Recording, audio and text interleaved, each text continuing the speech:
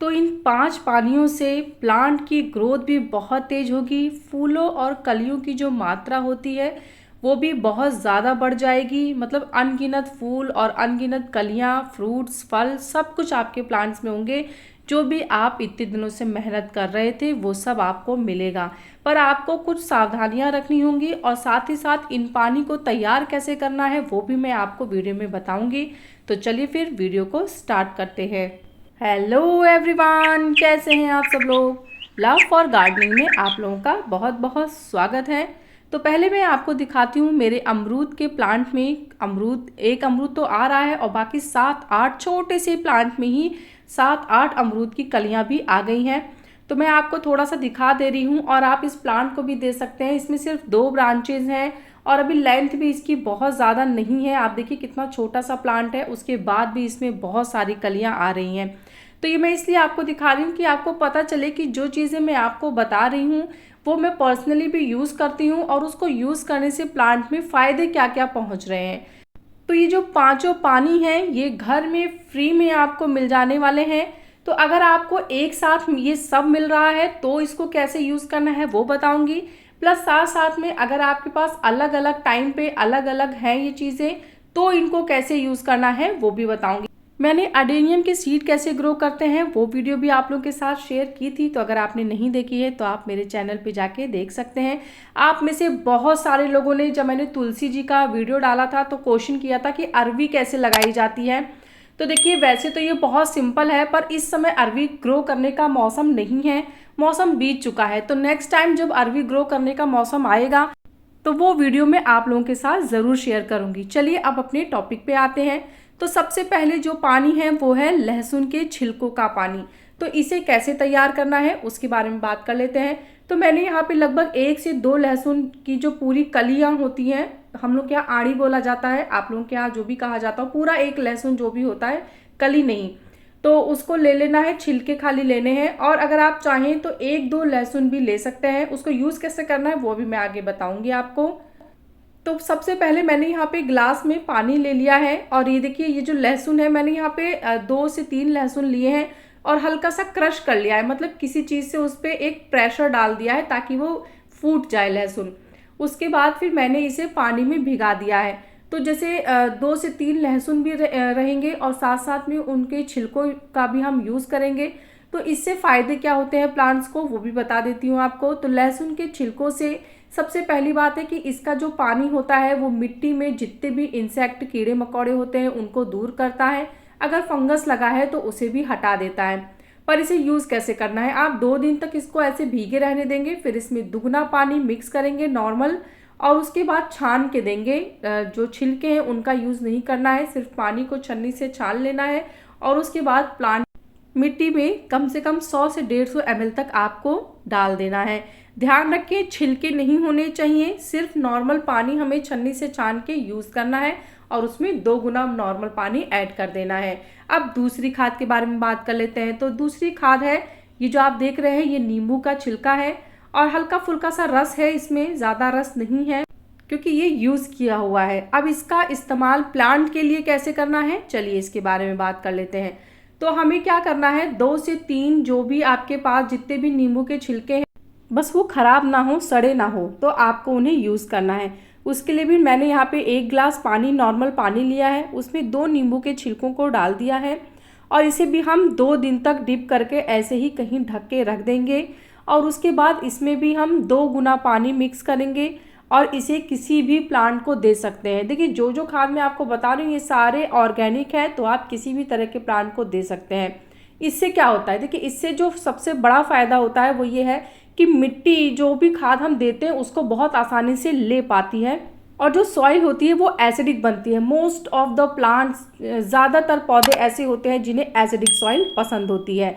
इसके बाद तीसरे नंबर पे जो खाद के बारे में मैं बात कर रही हूँ वो है प्याज के छिलकों का पानी। तो प्याज के छिलके जो सिर्फ ऊपरी वाली लेयर होती है प्याज के छिलकों की, जो बिना कैंची से, बिना चाकू से काटे वो छिलके अपने आप ही उतर जाते हैं, सिर्फ वही छिलके लेने हैं। तो हमें क्या करना है, एक प्याज का ऊपरी लेयर का छिलका ले लीजिए और उसके बाद उसे भी 1 गिलास के नॉर्मल पानी में डाल के डिप कर दीजिए और अच्छे से डिप कर दीजिए कि वो पूरे छिलके भीग जाएं। फिर आप इसको भी 2 दिन के लिए छोड़ देंगे, किसी छांवदार जगह पे रखेंगे, क्योंकि तेज़ धूप में अगर आप रखेंगे तो फिर वो फ़ायदा नहीं मिलेगा। तो कोई छायादार जो जगह हो वहाँ पे इसे ढक के रख दें। और उसके बाद 2 दिन बाद इसमें भी आपको 2 गुना पानी मिक्स करना है और आप इसे भी किसी भी प्लांट को दे सकते हैं। इससे फ़ायदा क्या है अब ये बताती हूँ। तो इससे सबसे ज़्यादा जो फूल और फल होते हैं वो प्लांट्स में बनते हैं। अगर आपके प्लांट में फूल कलियां नहीं आ रही हैं तो आप इसको दीजिए, इससे बहुत ही ज़्यादा क्वांटिटी बढ़ती है।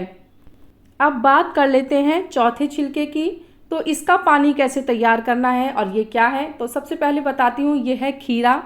और खीरा भी प्लांट की ग्रोथ में बहुत मदद करता है। अगर आप चाहें तो इनके छिलकों को सुखा के भी इस्तेमाल कर सकते हैं, और अगर चाहें तो फिर आप इनको भी जैसे छिलकों को उतार लीजिए और उसके बाद 1 गिलास पानी में, नॉर्मल टैप वाटर है ये, इन छिलकों को डाल दीजिए और 2 दिन तक किसी छायादार एरिया में ढक के रखिए। इसके बाद इसमें भी 2 गुना पानी ऐड करना है। और हाँ, जितने भी छिलके हैं उनको हटा लेना है, छिलकों को नहीं डालना है। कभी भी प्लांट में कोई भी गीला छिलका इस्तेमाल नहीं करना चाहिए। अगर आप ये सारे छिलके इस्तेमाल करना चाहते हैं तो इन सभी को प्रॉपर अच्छे से ड्राई कर लीजिएगा। सूख जाएंगे जब बिल्कुल भी पानी नमी ना रह जाए तो फिर आप इसे प्लांट की मिट्टी में दबा सकते हैं। ये भी बहुत अच्छा काम करती है। इसमें भी बहुत ज़्यादा मात्रा में प्लांट को फूल और कलियां मिलती हैं। अब बात कर लेते हैं सबसे आखिरी खाद के बारे में। तो ये है केले का छिलका। हाँ, मैं आपको एंड में बताऊंगी सावधानियां क्या रखनी है, तो आप बने रहिएगा। तो इसके बाद फिर मैंने क्या किया, यहाँ पे 2 केले के छिलकों का इस्तेमाल किया है और उनके बाद छोटा छोटा टुकड़ा कर लीजिए या फिर रफली भी आप इन्हें काट सकते हैं।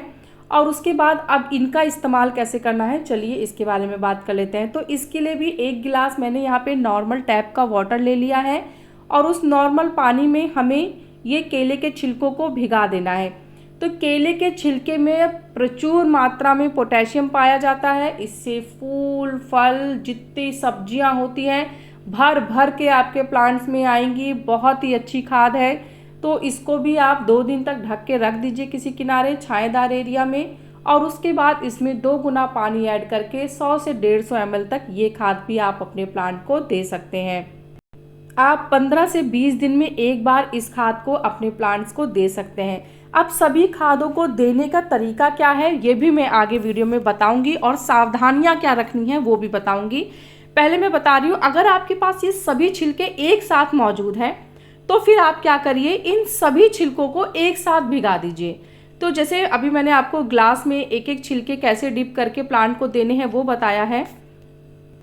और अभी मैं दिखा रही हूँ कि अगर आपके पास ये सब छिलके एक टाइम पे मौजूद हैं तो आप इन सभी को लगभग 1 लीटर पानी लीजिए और सारे छिलकों को ऐसे डिप करके और 2 दिन के लिए भिगा के रख दीजिए। उसके बाद फिर आपको सेम प्रोसेस करना है, छांवदार एरिया में रखना है। और जब आप इसे देंगे प्लांट को तो फिर चाहें तो इसमें हल्का सा हल्दी पाउडर मिला लीजिए या फिर दालचीनी का पाउडर, और उसके बाद आप इसे किसी भी प्लांट को दीजिए। इन खाद को देने से पहले सावधानियां क्या रखनी है, अब चलिए इनके बारे में भी बात कर लेते हैं क्योंकि ये बहुत ज़रूरी चीज़ है। देखिए, जब भी हम ऑर्गेनिक खाद देते हैं तो हमें ध्यान रखना है कि अगर आपके एरिया में लगातार बारिश हो रही है और मिट्टी बिल्कुल भी नहीं सूख पा रही है तो ऐसे समय पे आपको ये खाद नहीं देनी है। दूसरी बात, जब भी आप प्लांट को ये खाद दें ऑर्गेनिक खाद, तो हमेशा देखें कि मिट्टी थोड़ी सी आधा 1 इंच तक ड्राई हो और पहले मिट्टी की अच्छे से गुड़ाई कर लें। गुड़ाई करने के बाद ही ये खाद डालें। इन खाद को देने के बाद हर 10 से 15 दिन में एक बार मिट्टी की अच्छे से गुड़ाई करनी होगी और मिट्टी में अच्छे से प्रॉपर धूप लगे, इस चीज़ का ध्यान रखना होगा। साथ ही साथ अगर आपके पास हल्दी पाउडर और दालचीनी पाउडर है तो समय समय पे 15 से 20 दिन में एक बार उसे भी डाल के मिट्टी में अच्छे से गुड़ाई करें ताकि फंगस ना लग सके।